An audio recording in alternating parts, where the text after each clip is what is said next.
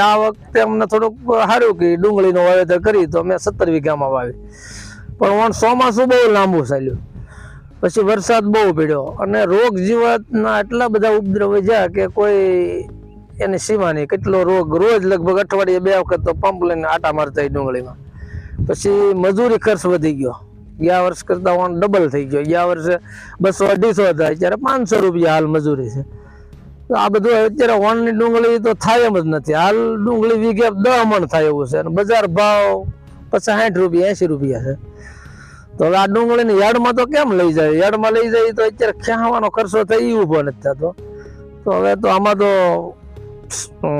સરકાર, ગુજરાત સરકાર કે માર્કેટિંગ યાર્ડ વાળા કઈ વિચારે અને ખેડૂતોને શું કરવું એવું બધું કઈક કરે તો થાય ને, અથવા કુદરત કઈક અમને હવે આવતા પાકમાં કઈક વધારે સફળતા આપે એવી અમારી માંગણી છે. બાકી સરકાર તો કઈ કરે એવું લાગતું નથી અમને.